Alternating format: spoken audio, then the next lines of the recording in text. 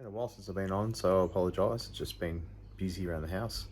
I'm going to try and install LLAMS into the old D4, so I'll be able to actually be a bit more preemptive when it comes to full driving, not getting stuck and then having to try and get unstuck to try and then access the extended mode. So hopefully this will work out. The instructions seem okay, but it's one of those things where I suspect it'll look easy and then it'll go to poo. Anyway, so there we go. So what we're going to need to do is take the plugs that look like this that are currently in the car, take them out of the ECU and plug it in to that. And the same for this one. So there'll be a plug that I'll pull out of the ECU that'll look like this, and I'll plug it into the LLAMS unit. And then this one, which is the LLAMS, will go back into the ECU. Same as this one here will go back into the ECU. So if you can imagine, the plug from the car I'll pull out, pop it in here. The plug from the car I'll pull out, pop it in here. And then these ones will just go back into the corresponding spots.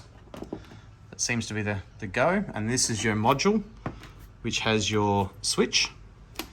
And this is your controller to be able to lift your car up and down.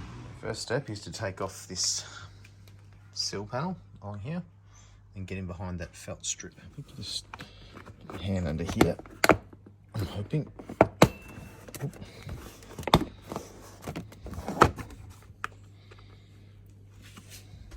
I'll lift this panel up. There's a few clips. Takes a bit of pressure, but nothing too crazy. So I've just loosened this off under here. And now you just got to try and work this panel. It just clicked before. So now I'll try and work this out from here. Yeah, right. Work that out in a sec. Right, so this panel, oh, there we go. So just loosen it off. You don't have to take this whole sill out. Just loosen it off so you can get this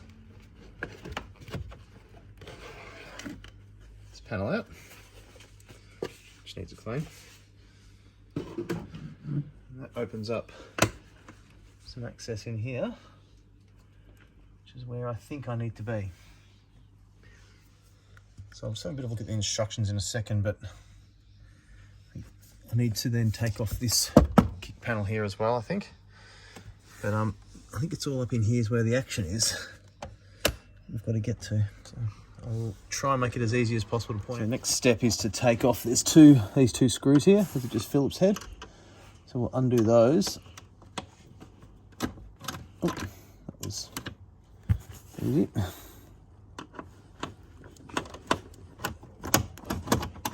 There we go.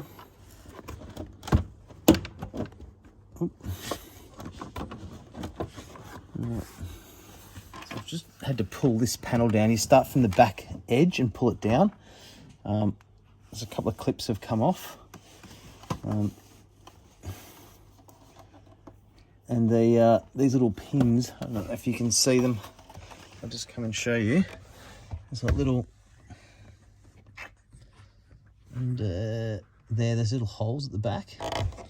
That's where these little holes here, there and there, there's little tabs on the back of this. You can see them there. They are what pulls out of the firewall, if you like. So start in that corner over there with the little white, the little plastic. Pull it down and then it unclips. And then you get a couple of clips that pop out as well, as I mentioned before, these little things here. So just keep an eye on those. Yeah, I think this should, in theory, just, I think maybe just come out now. Oh yeah, and we have to disconnect this courtesy light here, which I'll also do. Let's try it. Oh, there we go, that was really simple. It just slides straight out. Now hopefully this panel comes straight out. So now we just got to bring this main panel out. I've also put a little LED light bar switch here, so I have to be careful of that when I drop it down. Yeah, I just think it just pops out from memory.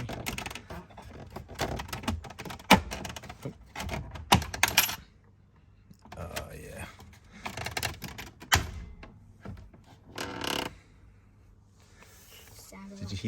Did you hear that little clip. I vaguely remember that being an issue last time, trying to find where that clip went, so that'll be fun. So this light just opens off. It's the it's my LED light bar. Just pulls out like that. There we go. Now I've just got to disconnect the battery. You've got to wait until the brake light is out, I believe that's what it says in the manual, and that way the ECU or the CPU, I don't even know what it is actually then finished being powered, I suppose. So disconnect the battery and then we can start disconnecting cables. So you've got a light grey one on the far left and a light grey one on the far right. They're the two that we have to disconnect from that module, and then we plug those ones systematically back into the new LLAMS controller, and then you plug the LLAMS controller back into where you took those two from. They're referred to as number 1 and number 4 into the instructions that you get with the unit. So far, it's pretty easy. Right, so if you practice with the connectors on the LLAMS, all you need to do is just push this little button here. That just slides straight out of the ECU. It was actually quite easy. So this one here, I've just pulled out on the far left of the ECU. That's referred to as number 1. And now what I need to do is get up in here and try and get number 4. This one they call number 4. A bit of a pain. Got my light set up, but yeah, come up sort of in between the two pedals and reach right around, and you can get it. And eventually, it's a bit tricky, but that's it there. It's quite a big plug. It should fit in okay now. So now I've got to work out, connect that one for number 4. This one for number 1, and those two ends then go back into the ECU, and we should be good. So here, the plug I've just taken out just slides in and then just sort of does a mild click, and that's your number 4. And then the same thing with number 1, I'll have to dig it out from under the dash. Black one that they refer to as number 1, see it up in there. See it there? Yep.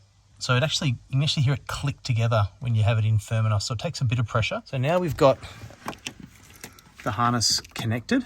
So that there is your number 1 that I did. That was the second one. So now I've got to connect this end and this end, and this end back up into the ECU. So that number 1 is a tough one to get in. By the time you put the first loom in, the second one's just crowded, you can't see, and it's just a patience game because you just keep trying to get it in, and eventually it sort of sets itself, and then you push it in, make sure it's seated at home, and I'm hoping that might be all right. With those two connectors in, 1 and 4 as in the instructions, I've now fed this old school connector out, which will go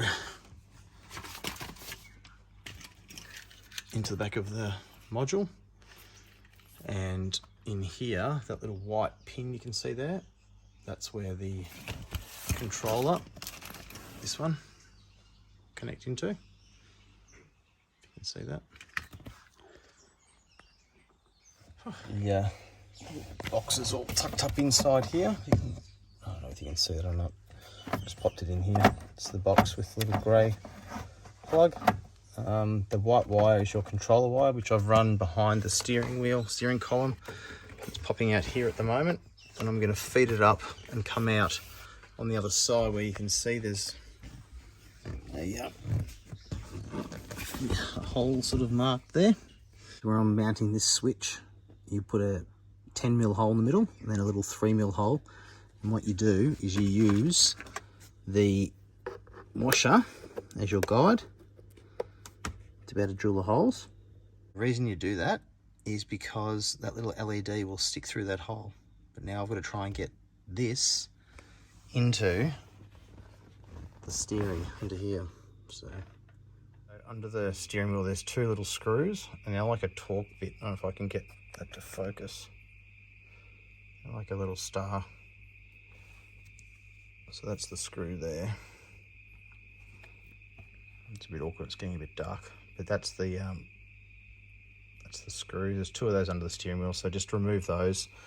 And what that does is it frees up some room to play in here, and then you can get your hand in to slide it down. So I'll show you what I've done. Sorry, it's a bit awkward. So there's a washer that sits here. It's got like little spikes on it that grips the nut, and then you just sort of rest it in place, tighten it up, just use a little shifter, and away you go. So that's where I'm going to have my knob, which is here. So I'll just fit that at some stage once I get it all done and tested. Turn the power on and see if it works. So it's getting a bit dark here, so I apologise. It's taking a bit longer than expected. So that white line lines up to the LED when you put the knob back on. So I think that's on like an off position or a normal. So I'm going to go and put the power on the car now and just see if everything lights up. Fingers crossed. All right, so here we go. I'll start her up. Hopefully there's no suspension faults.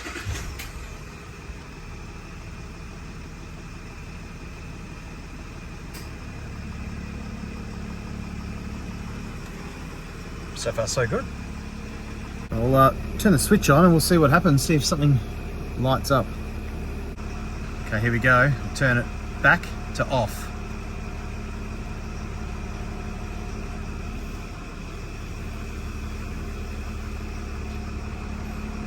And we lowered. How good. All right, here we go. We'll try 1 click.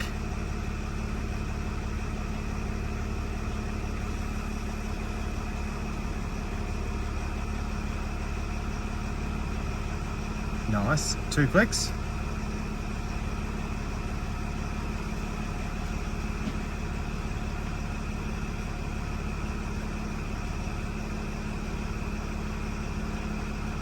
And back down.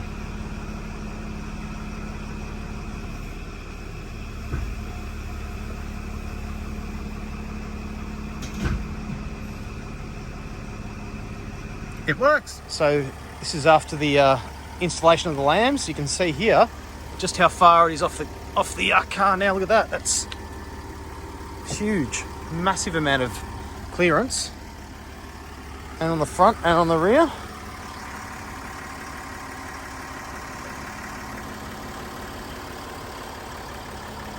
Yeah, it's come up well.